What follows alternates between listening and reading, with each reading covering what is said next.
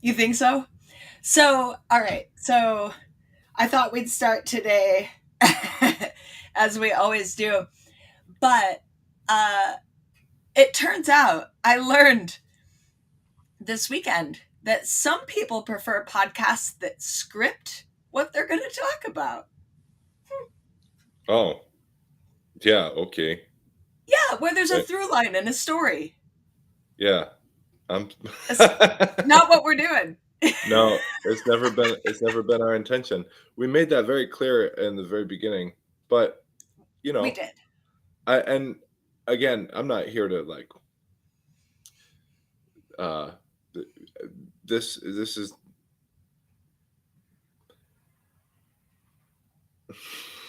Let's reframe it. What are you here for? you know what I'm really excited to do is talk to you about all of the things that I've been thinking about all week, and Excellent. and not be hindered by through line. Right? Right. We just don't have to be bound by such absurd ideas as coherence and thematic consistency. Yeah. So that's the thing. That's the thing is that those podcasts exist, and they're really awesome, It's true. right? They're really awesome. I think part of you know part of what I enjoy so much about this is comes from the same place that um, has led me to begin to spend less of my time engaged with those other types of content. Like really, Mm. like I used to listen to a lot of very, very um, directed content, right? So like Mm. stuff that stuff that is meant to, because here's the thing is that it's those types of things are meant, they're designed to make the listener, the audience, um, they're designed to lead them to certain conclusions. Oh yeah. I mean that's the point, right? Right, that's the whole point. And maybe, and I'm not saying that they're designed to be manipulative. That's not, I'm not saying that at all. But they are most certainly designed to lead the audience on a path towards some type of destination that has been predetermined. Mm-hmm. And those are the types of things that I've become less and less interested in recently. So, for example, uh, we administered a well, I'm going to rephrase this. Uh, there was a time where when I was listening to someone talk about fencing, Oh um, sure. Mm-hmm. there was a time where when I was listening to someone talk about fencing, if I thought that they were wrong about things, then I would be frustrated, or um, that I would have a desire to like compel them to change, right? Mm-hmm. A desire to like show them the light, to fix Yeah. them, to fix their fencing. Um, Sure. and like I was recently given an opportunity to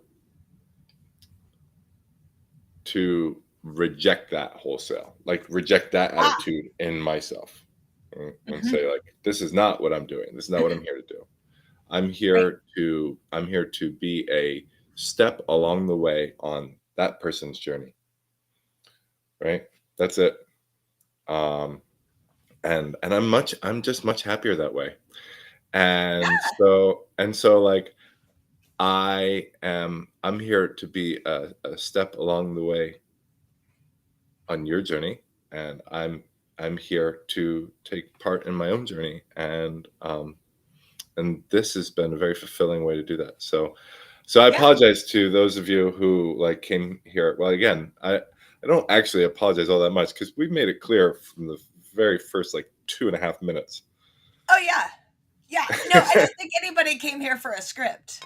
Like, Mm. that's why we specifically don't even bother to open up with, like, here's Anything. who we are or what Right. this is called. So yeah, so tell me about, oh my God, I think you need to tell me and the audience about your week and several weeks ago. Yeah, I'm allowed to now. Because it was kind of secret, but not Mm. really. Yeah. Okay. Let me swallow my breakfast.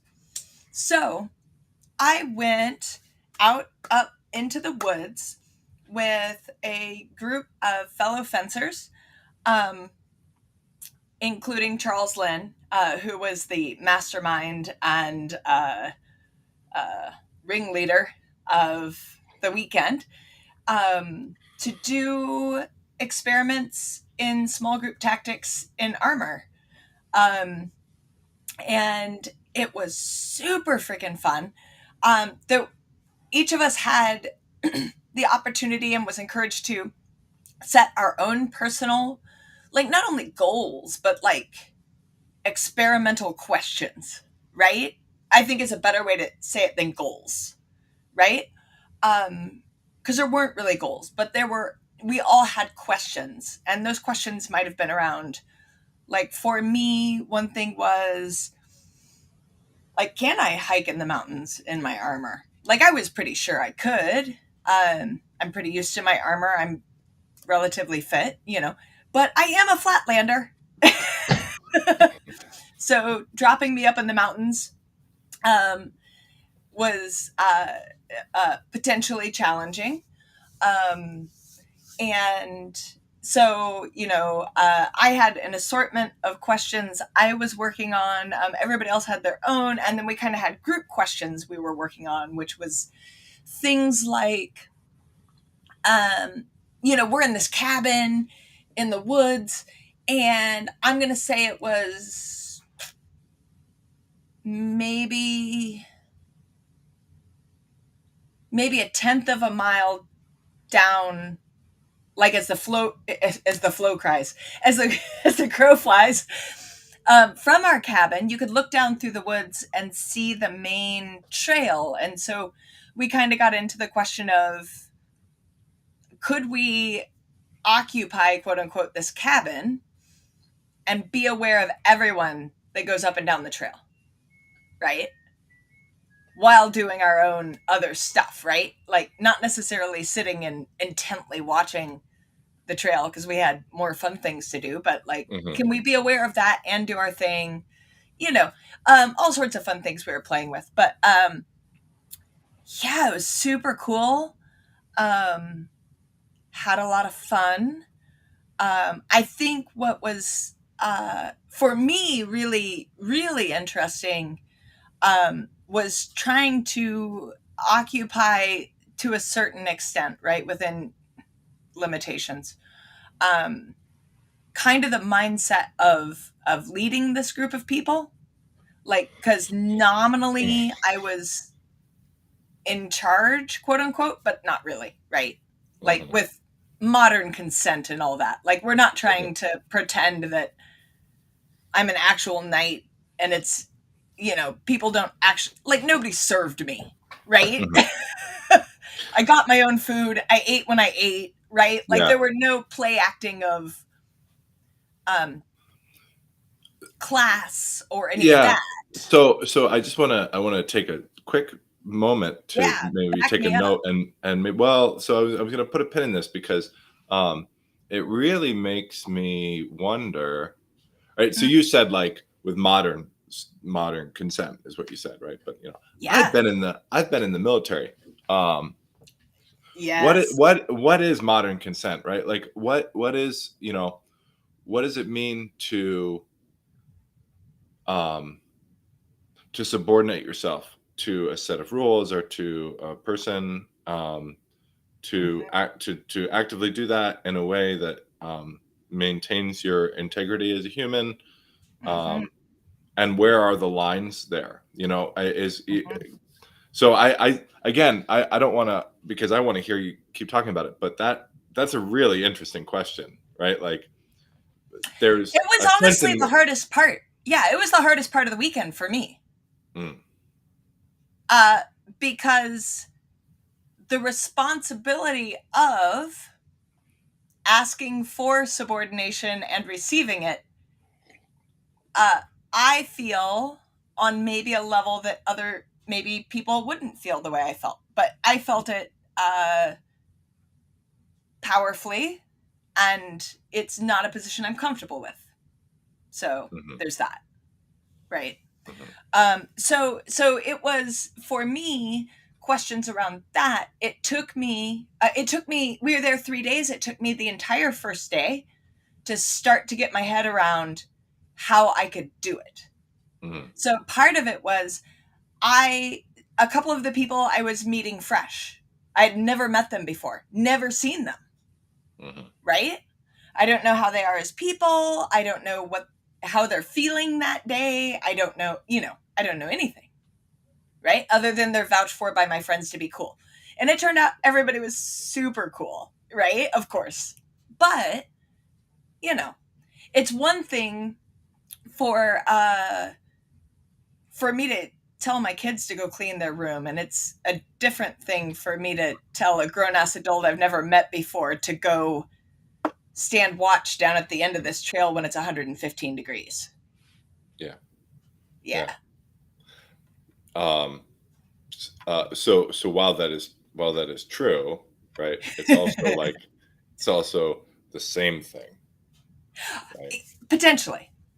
Right. Yeah. And it's like, and so that's sort of like where my head goes. It's like, so being in the military, if I said no to somebody who was nominally or formally sort of positioned above me in a Yeah. hierarchical chain of command, Uh-huh. um, then the consequences would be catastrophic, Absolutely. right? You go to And jail. so like, yeah, and like, but a kid has the same sort of, say, responsibility towards his or her parent, or uh, serves the same role in that relationship dynamic. Um, Yeah. but there are, the consequences aren't nearly as catastrophic. In fact, there's lots of those relationships where there are basically no direct, let's say, formal consequences, right? Sure. Um, Sure. there's always consequences for everything we do, right? Yeah. Or at But least results. sure, well, right, and that's another thing too. That's another thing. Yeah. Yeah, Uh, right? Like framing as consequences already frames it as though there's a well, higher power administering some sort of justice.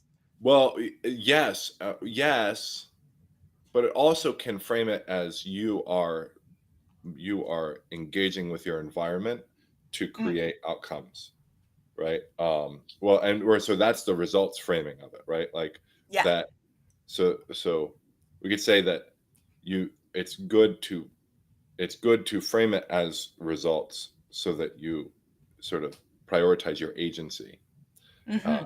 and your the power that you have to to influence the way the world works, Hmm. right?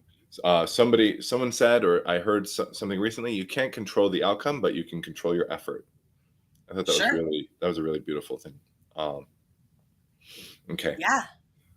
Yeah. uh So yeah. So like, so yeah, it took me a minute to like kind of feel out everything and then feel out where I was, mm, right? And like how I wanted to uh inhabit that role and how deeply I wanted to inhabit that role. mm. Um or if I just wanted to outright reject it because I could have done that too, you Did know, it make you feel did it make you feel like you could achieve things that you couldn't achieve otherwise? to be in that role. Like now you have these tools at your disposal that you didn't Mm. have before. Did it feel empowering at all? I mean, obviously, it felt there were ways in which it felt to you disempowering or like, jarring or whatever, right? But like, did you get Uncomfortable. it? Yeah. Did you get any glimpse of like what the potential was to achieve things, to sort of create results? Yeah, I think so. And I mean, I think a lot like you, like but the way you've self-described yourself, by the end, I found myself thinking of things as though, again, not a leader necessarily, but as a teacher or as someone who is creating opportunities for other people to, grow themselves, right? Um, Teacher isn't the right word either, but you know what I'm trying to say here. Mm-hmm. Which is, where I feel happy. Like we're gonna take this as a group project wherein your growth is of prime importance to our group project, right? Mm-hmm. Because that's what I do with my brain. But yeah, no, I think so. I could see different ways to play it now. Now that I've done it, I understand a little bit more about how that may go down. Mm-hmm. And it was fun. Yeah, dude. I mean, we just come on. We geeked out about swords and armor and medieval shit and camped and ate amazing food because Marlene, one of the people there, was like fucking devoted to our caloric and nutritional intake, which was amazing. I ate better there than I eat at home. It was wonderful. And we laughed and we collected wood and I mean, we can take it very seriously, which we have been doing, or we could say it's very similar to when me and my friends, when I was about 10, would go into the woods and play war. Yeah. So, that's kind of what it felt like in my heart, was like, we're playing war. Mm-hmm. No, I think it's amazing. I think that there's something. I think that that's an interesting way of thinking about it because, so for you, maybe the intention was to trivialize what you did, right? You said like we could take it very seriously, or we could think about it like when we were kids or whatever, right? And the way that I'm thinking about it is now all of a sudden I'm taking those moments playing war way more seriously. Right. Looking back than I did. Well, and I can't even say that I did in those moments because holy moly, was I taking them seriously. Like we used to have dirt ball fights. So like the whole game was just make dirt balls so that you can throw them at each other. And beating someone in the head as hard as you can with one. Yeah. It was incredible. We had these super long drawn out strategies and like these forts and camps and yeah, exactly that, but with adults and armor and like actual like steel, actual cool shit, right? Yeah, no, when I was a kid, since it was in Kansas, do you know what Osage oranges are, or hedge apples? Okay, then I guess they don't go north up to your part of the plains, but they're I'm also just oblivious to foliage. Like I don't. My wife might know. A big green ball that falls out of trees that have terrible thorns. You would know it if you've seen it. Okay. So for anybody who doesn't know, it looks kind of like an orange, hence Osage orange, but it's bright green, and it has no nutritional value. Basically, nothing eats it, right? It's just a vessel for seeds. But they are about the weight and consistency of a potato, but they're the size of a large softball. And we would collect those and bean each other with those during our war games. It wasn't dirt balls, it was those things, man. Yeah, those don't break apart into like a million pieces that soften the blow. Oh no, they take you like knocked off your feet, taken down. Yeah. All right. So you played war games with your friends, You In the camped out woods. in the woods Yeah. and played board games with your friends. So, all right. So your personal project seems to have been focusing on what, focusing on like a deep dive in leadership, Mhm. and like in the actual practice of leadership. So beyond just the theory of leadership, like an exercise in the practice of leadership, um, and using that as a way to understand it more deeply and maybe understand yourself a little bit, and Mhm. where what you feel about that role, and what you feel like you can achieve in that role, etc. Um, Mhm. then tell me a little bit about maybe what other people had in mind. Oh yeah. Well, I mean, I think people had, you know, like I also had set themselves like personal fitness goals. Mm, Um, mhm, there were a lot of people like testing maybe new parts of their kit or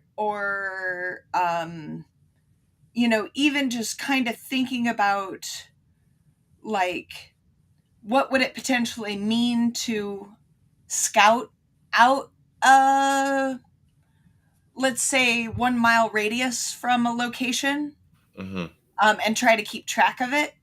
Like mhm, what would that require? What does that mean? If you're thinking about, like, people were playing with ideas about defense of our space.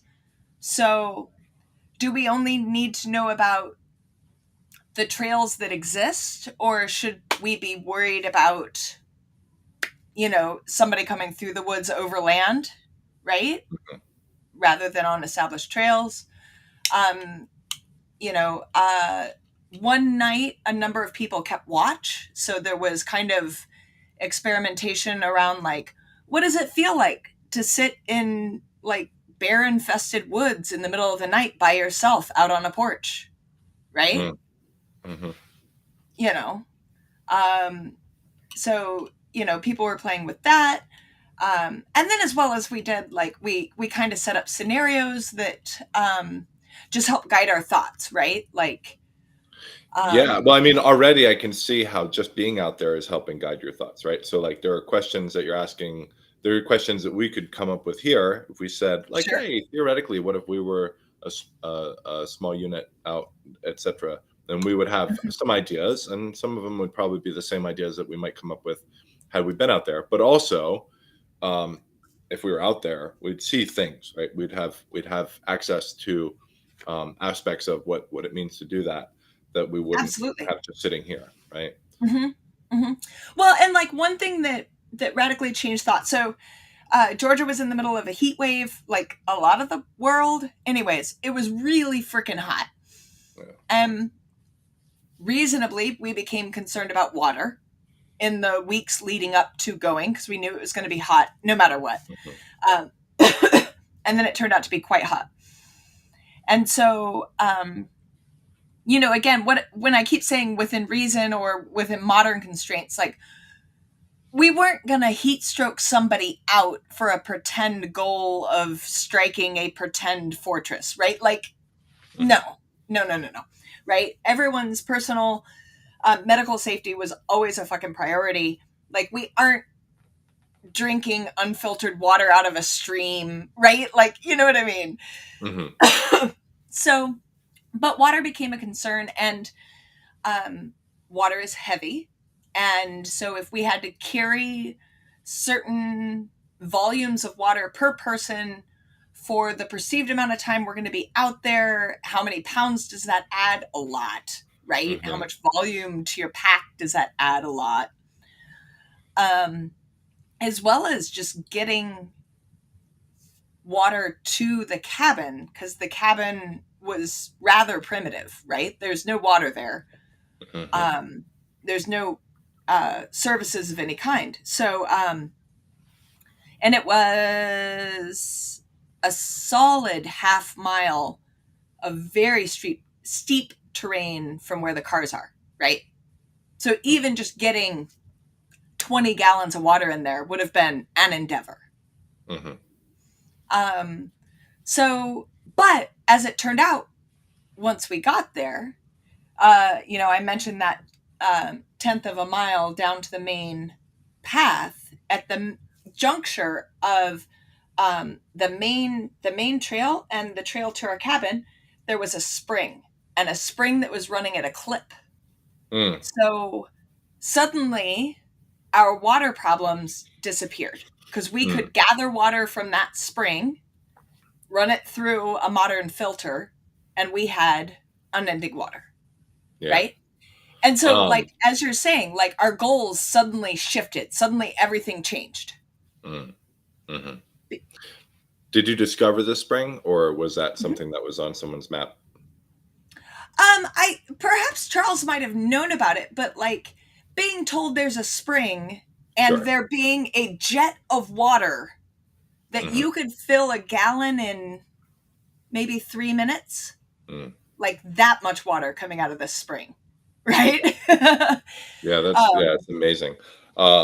Just well, as an aside, what a spiritual experience, right? Dude. Yeah. Right. Like, yeah. Drinking, and you're talking about drinking it from a filter. That's sort of foreign. It's like a foreign idea to me. When I was a kid, we used to do a lot of camping, and springs like that were always this like magical spiritual thing. And part of it was like, you could just drink this. You could just drink this water, because it's like coming from the earth, and it comes out ice cold. And especially when you get a good one, like what you're talking about, where it's pouring, it's pouring out. Yeah. Yeah. What I mean, yeah, we all were very much like, we probably could just straight drink this. Right. Yeah. But I mean, you're doing the responsible thing, right? You're like, yeah. Again, we're a half-mile, very steep hike just to get to the cars, and then 45-minute drive to the nearest like medical facility. We did not want anybody to get sick or hurt. It was, we were being extra. Yeah. But it was that spring. I mean, to me, changed the experience in ways that could not be. I mean, I can quantify them of the ways it changed it, and I kind of started to, but also, as you said, very like spiritual. Like all of a sudden, I would go down there and take a bath. Like I didn't need to. I was prepared to camp for 3.5 days with no shower. That's not a big deal. I've done worse. Right. But being able to like go down in my linens with my bar of soap and wash in a spring. Yeah. So good. I mean, it changed everyone's mental health in a way, because it gets oppressive when it's hot like that, right? Oh man. Well, yeah, it's hot, you're dirty, you're tired because of all the stuff you're doing, you're committed, and so you have to like shelve emotions and stuff, and that doesn't help them. Right. And so yeah. Oh man. So yeah, and then all of a sudden you're doing that, and it's like, I mean, it's a body bath, but it's an emotion bath too, right? Yeah. Okay, so we were talking about what some of the other people had in mind. We had like physical fitness goals. We had kit. We had goals. Just experiencing like life in kit, kind of. Yeah. Right. Yeah. What about sort of intellectually or theoretically with regards to like the actual war part, right? The actual role, that the nominal role that the lance that you were assuming, what that was. Yeah, I mean, like, scenarios kind of developed, right? Like, we kind of had some thoughts for what it might be before we got there. But again, when you get there, the land kind of dictates what it's going to be. So for instance is, Charles knew that a mile further from the cars, down, again, a pretty steep grade, was a waterfall. And so he thought to himself, that's probably tactically important in some way, or we could at least pretend it is, right? Sure. Yeah, right. Because who cares? really. It's all pretend. So we'll make the waterfall tactically important for some reason. And so, like, for instance, the first day, a couple of our people went down and scouted it out with no kit because they were feeling, you know, ready to roll and wanted to put some miles under their belt. So, you know, they took off and went and did that while some of us stayed up at camp and did some other stuff. So they came back, reported about it. And so reporting about it was like, this is who we saw. This is what the terrain was like. When we got there, it looked like this. There was a crossroads at about this mile mark. There's a creek running across the trail at this mile mark, right? And you know, etc. So then the next morning we woke up basically with dawn. And again, you know, for modern safety purposes, we would get up with the sun and wait until there was enough light to be safely on the trail. Bears. But, you know, but we talked through, like, probably we would have been doing these things at twilight before true light was up, you know, whatever, that's fine. And so we go down as a group in just light kit, like not really any armor. Everybody was wearing their sidearms, but like not real weight. And so we get down there, and it's kind of the opportunity for me to start like thinking through, okay, if this is tactically relevant, how is it tactically relevant? Like, why do we care about this thing being here? And, you know, I was trying to take on kind of my thought of like, I'm the ritter of this lance, and why would I not know about this land already? It must be that I just got it somehow, right?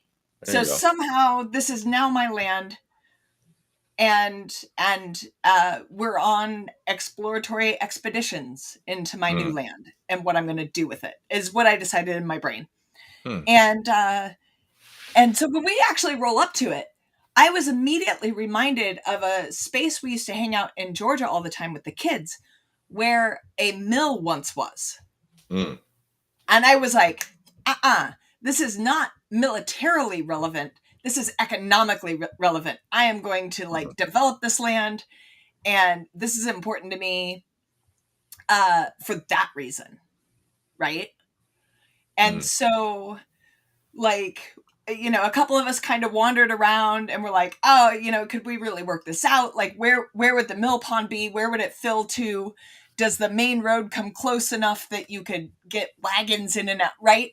And like immediately started strategizing all of that, which then lets you start thinking about, okay, if that's where we're going to go, then what else do I need to secure and develop and do to get that, you know, future plan in progress, right? And so this is what I mean by like it just kind of developed as we went. And the story actually doesn't matter, because all of a sudden we're tromping through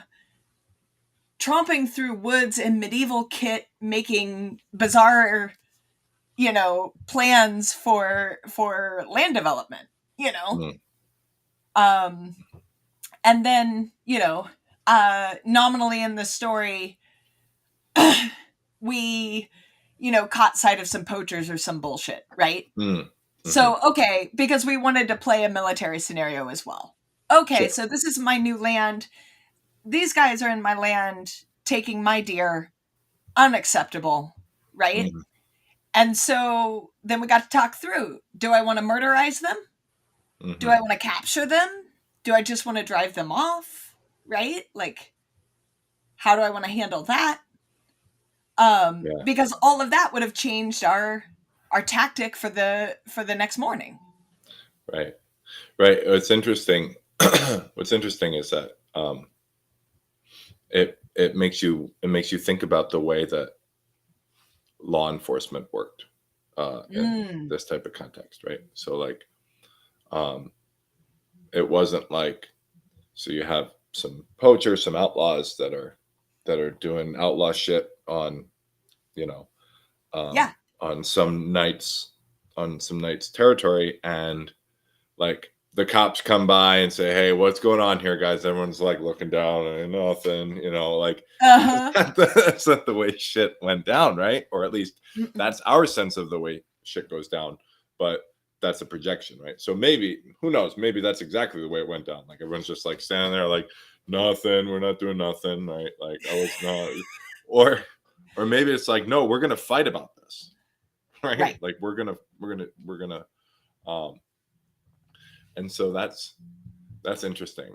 And then it also makes you wonder, or it makes me wonder, okay, um, to what degree were these small units operating that sort of capacity, right? Like we have a sense of what it means to, so what it means to act militarily in a modern context is to act on direct behalf of the nation state. Yeah. Right. And that's also a projection. Mm-hmm. Right. So I think that's really interesting. Okay. Yeah. And there's no nation state, right? Right. So, right. Or I am the nation state. Yeah. Right. Exactly. For all that it's worth, that you're the be all and end all. Right. Mm-hmm. So I kind of thought it through and was like, hey, because again, you just have to let things build on what you already decided. So I was like, well, I'm brand new to these land. I don't know who these guys are. I know as Jess from my historical reading that absolutely if there is a poacher in your land, like taking your deer, you can just murderize them for that. That's well within my rights to do. But I also know from my historical reading that if those guys were citizens of, say, Nuremberg or another free city, murderizing them now means I am in direct, actual conflict with that city, right? It's within my rights to do, but it's within their rights to have grievance about it. And now all of a sudden I'm embroiled in this big ass thing I didn't want a part of. Right. So thinking through that, from my preparatory reading going to this weekend, I was like, no. I just want to drive them off because I don't know who they are. I don't really care. I don't want this land for deer anyways. I want it for a mill. So, right? So we set up a scenario of like, our goal is shock and awe. Our goal is to hit them with surprise so that they just run. We don't actually want them to choose to fight us. We need to be ready to fight if they decided to. But we're not rolling up with the aim of engagement if we can help it. So we got up crazy early the next morning. Everybody else had on basically half armor. I had on, I think we decided about 80%, well, between 50 and 80% of my armor. And we did that mile down to just before the waterfall, an area we had previously decided we could stop at and ready ourselves and not be detected, right? So we haul ass down to that, and we did do it pretty quickly. And we sent a couple of the guys further ahead. Like there was a lot of discussion about so many details, not worth getting into here, but sent them ahead, had them signal back. The poachers are still there. They're asleep, right? And so like they did some bird whistles, which was, we didn't even know if we'd be able to hear them in the woods, right? Or anyways, it worked out. So we heard them signal. And so me now fully armored and a couple of the other guys ready to roll, like ran down the path that last bit to hit the proposed, camp as fast as we could. And so we got to ask questions like, could we hear that bird call over the waterfall? Over the waterfall, our two guys who had scouted ahead, when do you hear us coming? Right? Because I've got all this armor. It's loud as hell. So how much prep time did you have? If you weren't expecting me coming, right? Like, how loud was I running down the trail, etc., right? Which it turns out they had like the count of 3 before I was on them. So basically, they saw me the moment they heard me, because noise in woods is weird, right? Anyways, super fun. I don't know if this is interesting at all, but I'm just talking it out. No, I think this is very clearly very interesting. I think it's very obviously very interesting. Yeah, it was so cool and so fun. Yeah. So you were talking about fitness goals. Yeah. So this sort of segues into a comment that I saw recently that it was an interesting question that I had already given a lot of thought to, and I was thinking I should write a reply. It was like a question in a Facebook group about, I don't know what the Facebook group was, but it was just like, the question was about fitness, and really the question was, why am I so tired, right? And there's like 1,000 answers to that, and there's like 3 or 4 pretty obvious answers, or maybe not obvious, but answers that are going to be generally true for the vast majority of people asking that question. Okay. Right? And I wanted to spend some time talking. I almost made a video and just posted it on Facebook or YouTube or something, just to like get my thoughts out on it. So this person had access, but what are the various reasons that someone might be tired, and then what are the things that someone can do to make it so that they don't get so tired, right? So like the two most obvious ones are, or the two answers that from my perspective are going to be the most likely to be true, is number one, it's just general fitness, right? Like, so general fitness. And so what does it mean to be generally fit? And what are some realistic goals for the average hobbyist to strive or endeavor to attain in terms of a level of fitness, right? A reasonable level of fitness that somebody can maintain on a consistent basis without overextending themselves into the domain of fitness, right? And I'd like to hear some thoughts from you about that. And then also, like, how did fitness play a role in terms of your ability to achieve the things that you were looking to achieve, or in terms of like, how did it play a role in terms of the development of your ideas about what you guys should have been doing out there, right? So did people's fitness impact like what scenarios you can describe? Yeah. So for me, we have to define fitness. And my definition of fitness would be the capability to do the things one needs to do on a daily basis, right? With minimal amounts of discomfort. Yeah, that's to me fitness. So, like, if you work a desk job and that's all you do, and you comfortably do your desk job and like watch Netflix at night, and then you are fit for your life. That's that. Yeah, right. So, I mean, I wouldn't say that's necessarily a healthy space, but it doesn't really matter. So for me, my fitness includes the capability to do shit in armor and do shit with swords, to the place I want to do them, and I kind of know what that is and where that is. And this event was potentially going to stretch it because, again,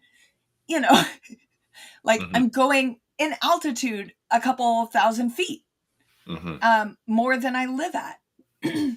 And I'm going to be dealing with grades that I can't find where I live. Like, I would have to drive hundreds of miles to find grades like that to even train on. So, I mean, I could stair stepper or something, but you know what I'm saying. It's not the same. Right. No, it's not. It's not the same. Yeah. So really all I could do for prep was ensure that I could do the mileage, which I knew I could do.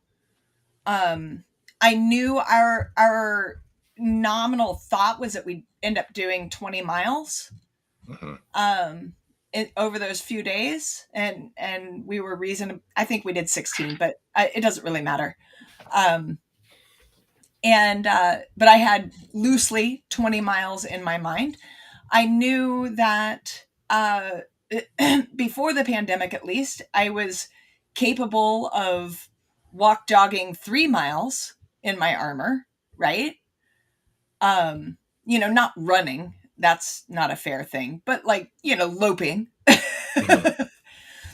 Loping 3 miles in my Armour at one go. So right. And I had run around in steep woods in Georgia in my Armour. So like none of the pieces I was about to do were new to me. Other than maybe elevation. And elevation was the thing that did get in my way, for sure. Particularly on the first day. I was like, I'm sucking it up. And I didn't even, and I thought elevation, and then I was like, no, don't blame it on that. You just didn't prep.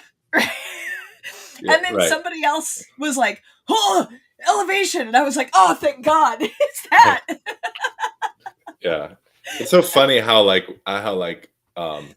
identifying the cause of some particular challenge, like, some particular reason that we are doing a worse job at a thing than we want to do or be able to say that we did. How like identifying the cause is like, we sort of attribute that to like you not willing to accept responsibility for, you know what I mean? Like, right. It's like, it doesn't mean that you're like a bad person or anything. You can just say like, yeah, the reason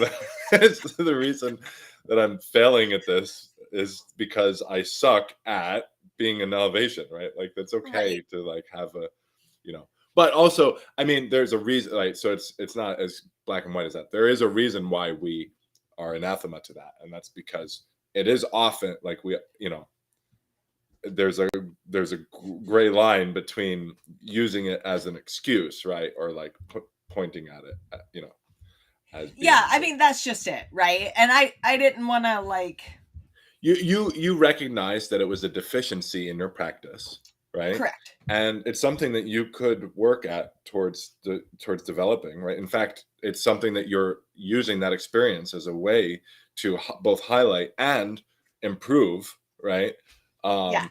And that's different than saying, oh, well, the reason is just because, right? Right. It's not that I'm saying like, well, that's just the way it is. Nothing could ever be done about that,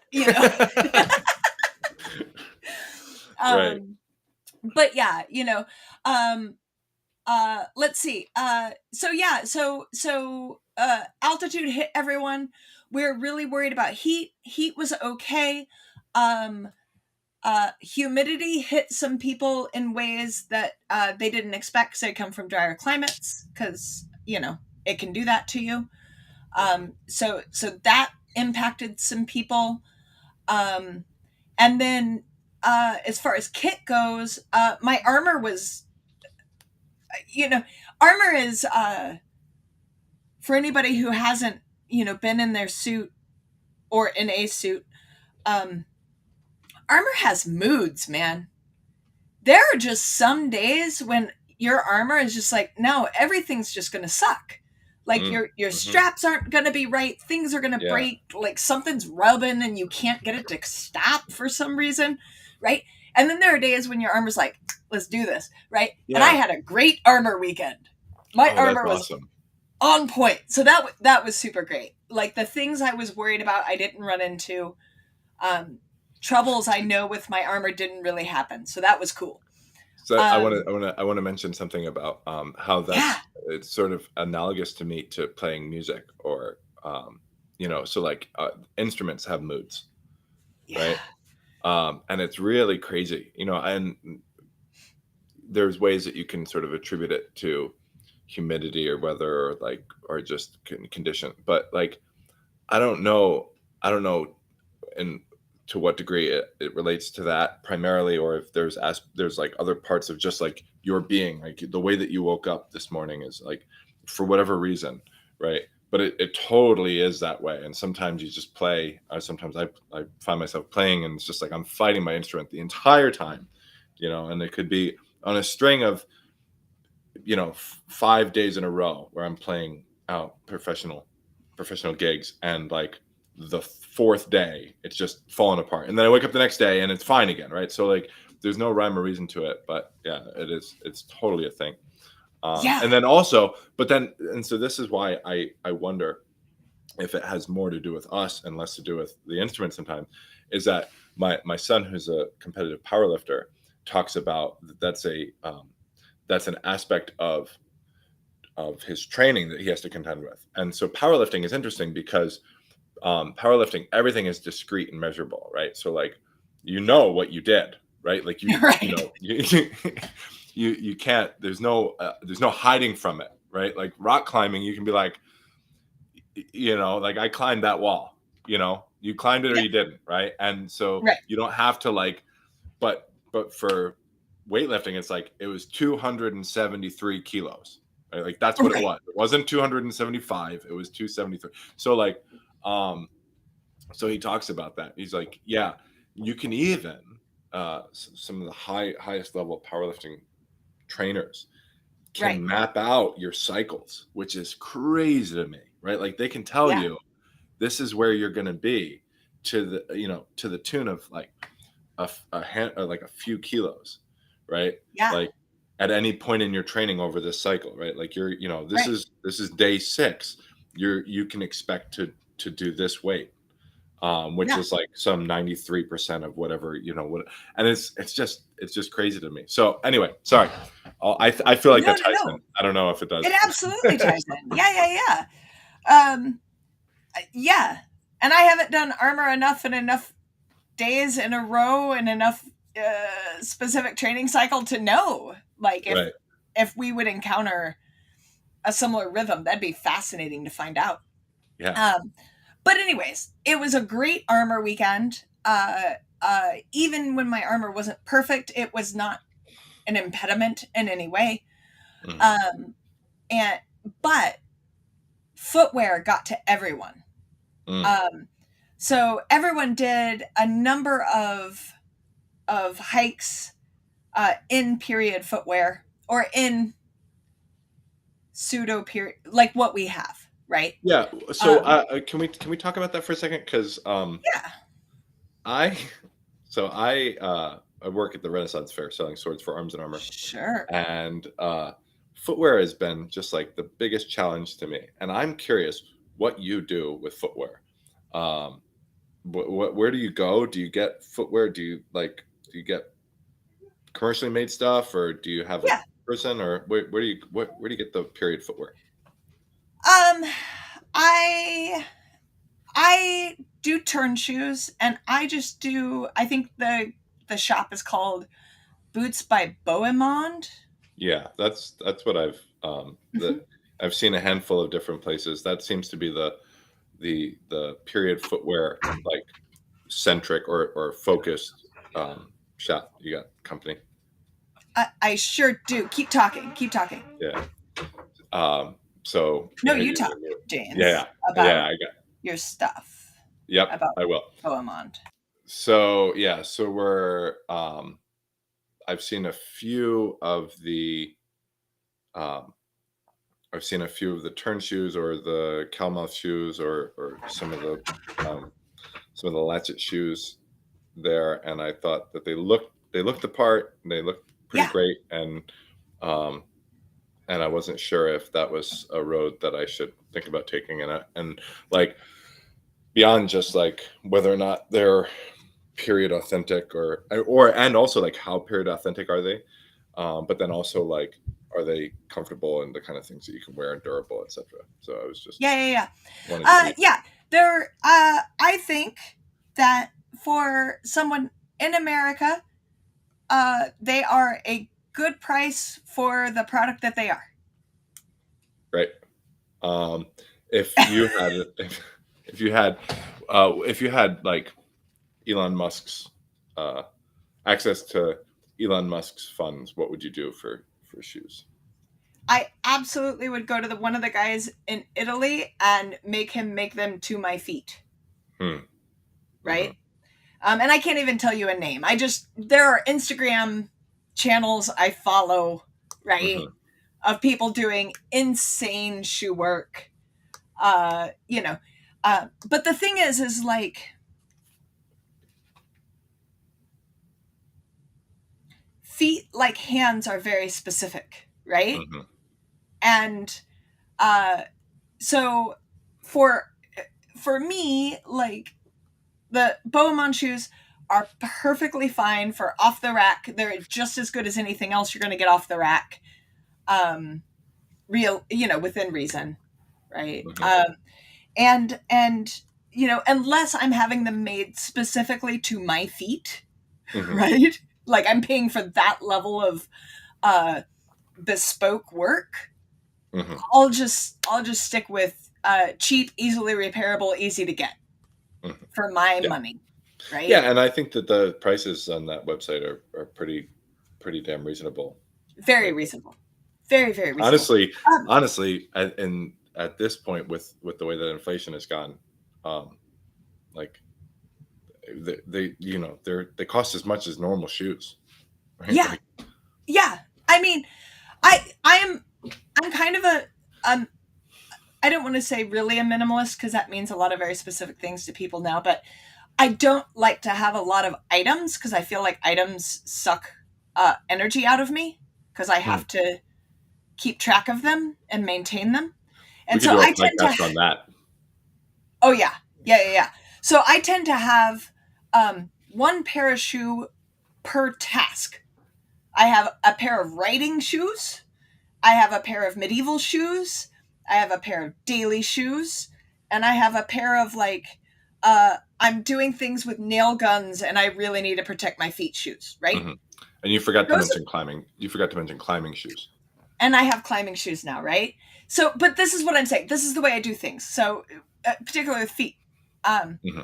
And I am, each one of those, I am happy to pay $200 for a pair of shoes for, because I only have the one for the one task, right? Yep. That's the way other people do it different. There's no right way, but that's the way I do things. So to me, Bohemond shoes are cheap. Yeah. Right? Right. Climbing shoes are expensive, dude. Oh yeah, I can't imagine. I can imagine. I imagine that they're super expensive. So expensive. Yeah. But yeah, so anyway, so I was perfectly happy with those. A lot of people had those at the weekend. Maybe most of us. And so the problem wasn't the shoe. The problem wasn't my fitness to be in that type of shoe, because I'm almost always either truly barefoot or in barefoot shoes. So I have very strong arches, all that, but the grade, the amount of walking on sharp rocks that was required, plus the armor weight on the grade over such a distance, right? Started, what I was experiencing was the tendons in my arch getting too much wear. And so I opted out to... I'm filling up my coffee. Yeah, no, that's great. I opted out to my modern barefoot hiking boots. So they didn't have that much more arch support. I mean, they don't have any, right?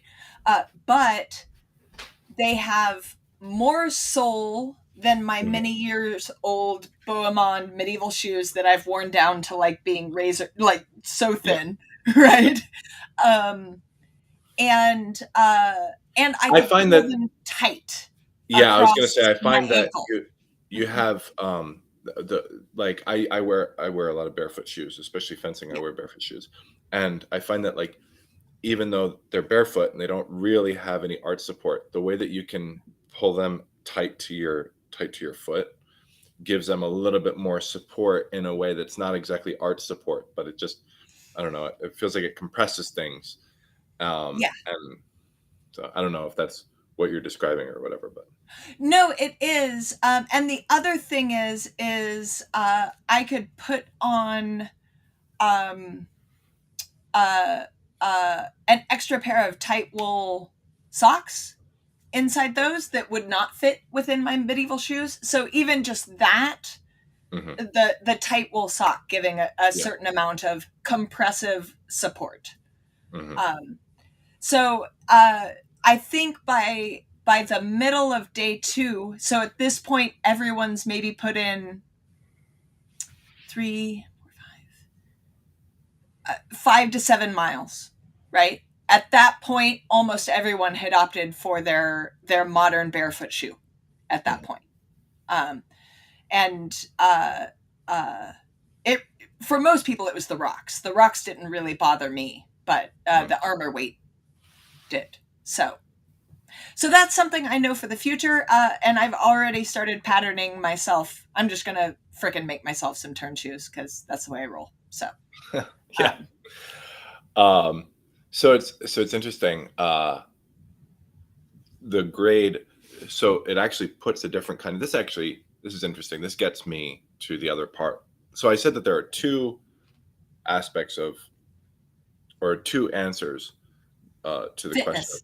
why am I so tired, right? One of them is sort of, and when you define fitness, and I think that's a perfectly adequate definition.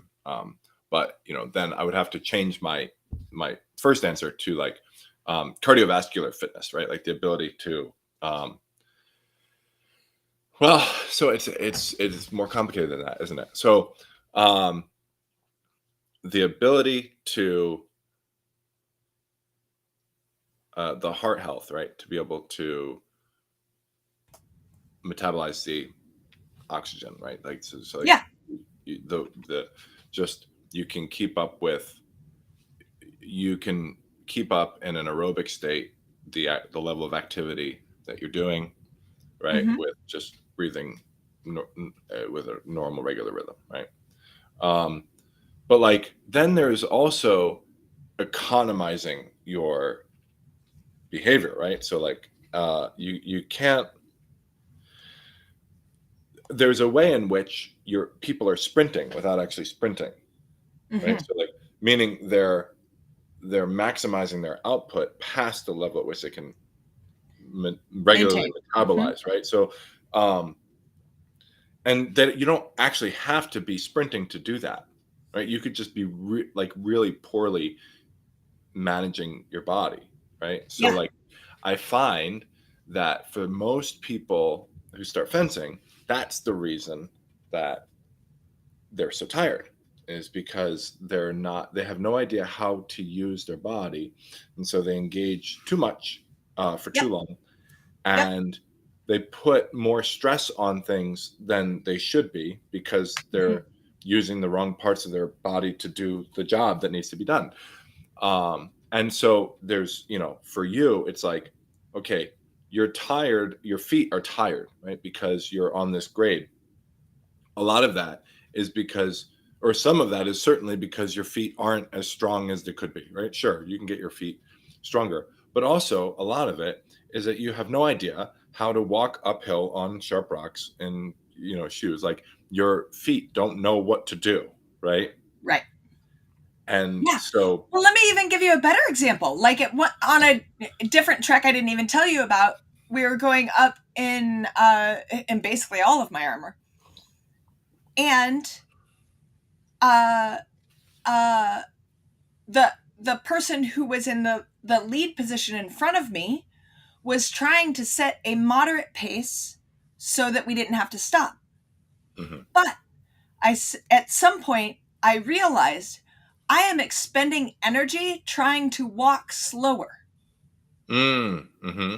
Mm-hmm. And so I asked him, can you take it up 20%? Because you're trying to save me energy, which I appreciate, but I'm burning energy not walking at my natural pace. Mm-hmm. Mm-hmm. Yeah. Right.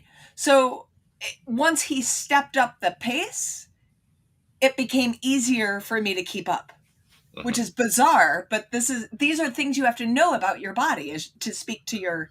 Right. It's like, I know my body knows how to do my body can physically do these things. And like asking my body to slow down is a new skill. It doesn't mean that I can't get good at walking at some slower pace. It's just a new skill that I haven't trained. It's a deficiency in my practice. And again, and the other thing too about having deficiencies in our practice, and this is something I want to continuously come back to because I think it's probably the most important thing ever in the history of the world, which is that there are innumerable deficiencies in your practice, right? You can get better at literally everything you do, right? Yeah. The question of life is choosing what it is that you want to develop and what it is that's less important, right? Like that's it. And so like, and that ties back into the one of the things that we started with, which is just this idea that like, it's not my place to like be there to correct someone or fix somebody, right? It's like we all have to make choices in our life about what's important and what we want to develop and what we want to get better at and what is satisfactory, right? And it is perfectly acceptable to leave at satisfactory, right? So like maybe you have a deficiency of walking slower, right? Maybe you could build that up. Sure. But also like maybe that's not something that you want to like dedicate your time to. You'd rather rock climb or do whatever, right? Like Right. Yeah. Yeah. No, I feel like, I mean, speaking to what you're saying, I feel like I've read somewhere or heard somewhere, and I'm not going to get it exactly, but there's an idea that there is unlimited opportunity but limited time. So that's where you're at. Right. Right. Right. I think, but calling it a deficiency. Oh man, God, I don't know if we've talked about this, but this is something that's, we need to write this down. So we have like 5 things that we have to talk through. Yeah. I mean, we're at time and like, we haven't even gotten there. So I'm ready. Tell me. Yeah. Well, so, we're talking about, oh my God. Let me think exactly how to say this. I hope I didn't just lose my train of thought. Sorry. No, it wasn't you. It was always me. All right. Deficiencies in practice, choosing what to develop. I'm gonna have to like go back and listen to this so I can see where my head was because I think I lost it. I lost Damn. it. All right. Oh, I hate that so much. I know. Yeah. Okay, Right. but that's Just okay. talk. I'm not going to listen. I'm not going to be thinking about this other thing. No. What was it? It was so because you were saying about leadership and opportunities because you were circling it back around. Yeah. So unlimited opportunity, limited time.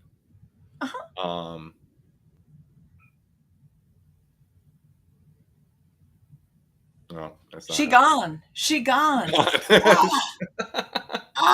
Oh, it's the worst. I'm gonna think about it. I would text you in an hour and a half, and I'm gonna be like, but really. So we'll come back to it. Maybe we'll come back to it next week. Yeah, we also I mean, we're gonna have to, anyways. Yeah. But we have to talk about everything, everywhere, all at once, which is going to like a totally different direction than this. Yeah. Than this podcast. Actually, in spite of ourselves, I think that we managed the most coherent podcast we've ever done. Right? Even we stayed on topic. I don't know if it was interesting. I was boring myself partway through it. I was not into what I was saying, but like, hey. I'm not gonna. I think we got to be done because I'm literally just going to be thinking about what I like the thought that I lost. Like you're going to be talking and I'm just going to be like looking up and thinking about what. It was so unbelievably important. It was just this like, so basically I'll tell you the context. I was talking with somebody and somebody said something really profound and I can picture where I was and what I was doing. And I just have that memory in my mind. And I thought, man, like that's the kind of thing that we could spend hours on. And that's all I have in my mind right now is just that moment. That moment. Mm-hmm. But I don't. But the actual thought isn't there, except that it did relate. It did relate to unlimited opportunity and limited Limited time. time. Mm-hmm. Yeah. Which Yeah. You can do whatever you want, but you can't. So that sucks. Right. Yeah. Yeah. It's just a matter of making choices about. Yeah.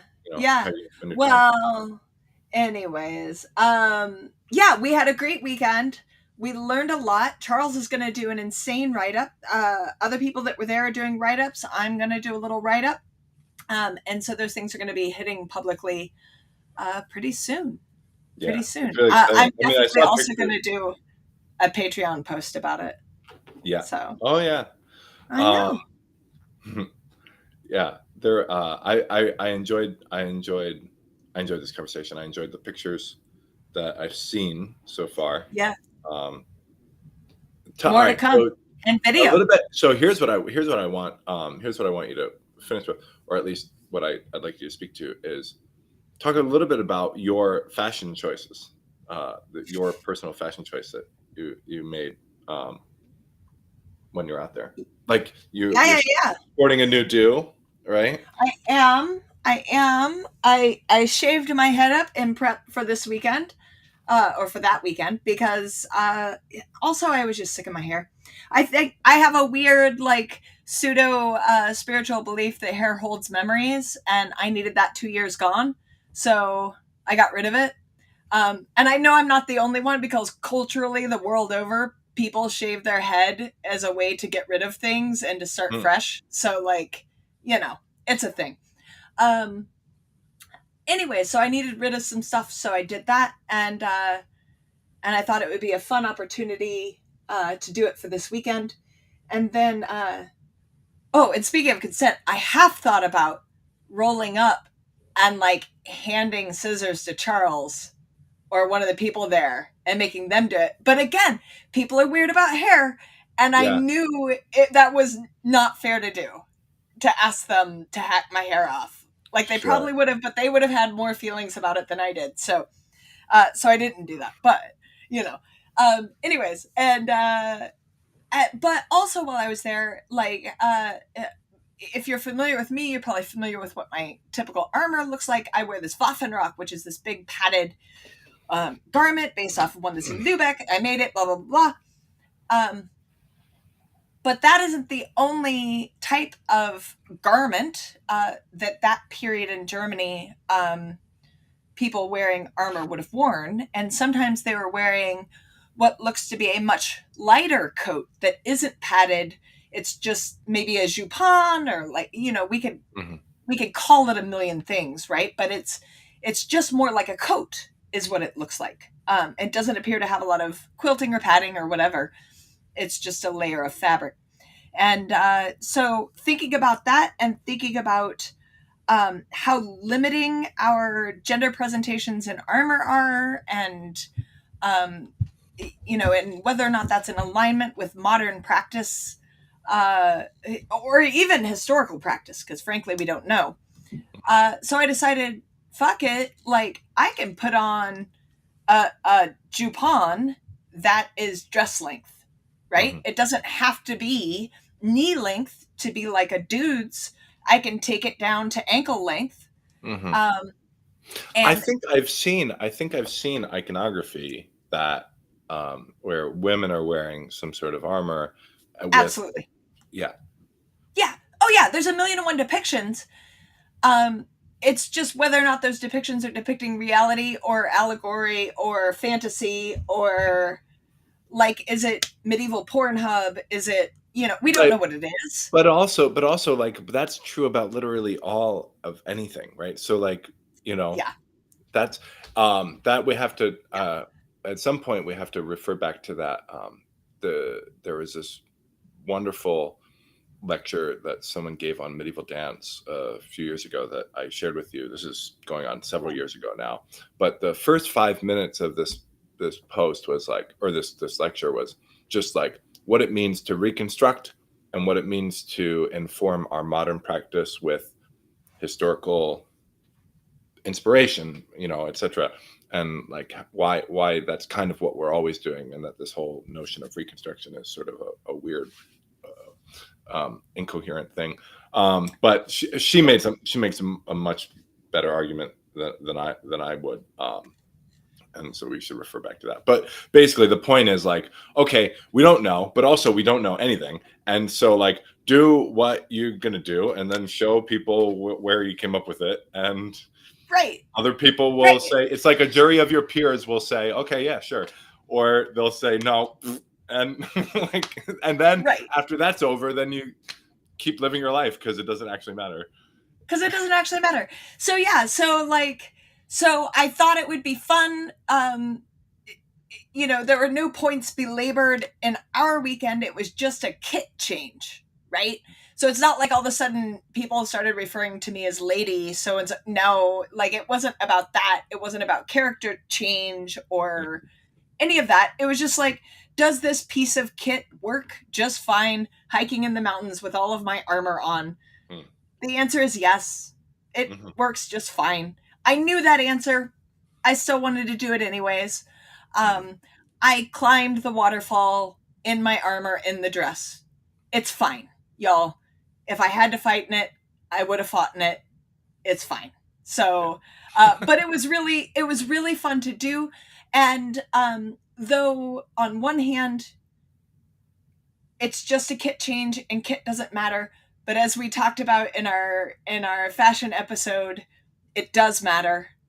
And so when I see the pictures where it's from the back, and so all you see is a very close shorn shaved head and a dress and armor, like my heart exploded in fuck yeah, that's me. Yeah. Right? So it doesn't matter, but it does. And so now if anyone else wants to wear a dress length armor adjacent garment and not worry about whether or not they can, you're welcome. Do it. Okay, so let's leave it there. I'm gonna frantically try and remember the thing that I wanted to talk about. Remember your memory? Yeah. And then that sounds good. I have to go deal with my children because they keep just opening the door and giving me looks and closing the door. So I think I've reached the limit of their patience. All right. It was good to see you, and look forward to talking soon. All right. We'll talk to you later. Bye-bye. Bye.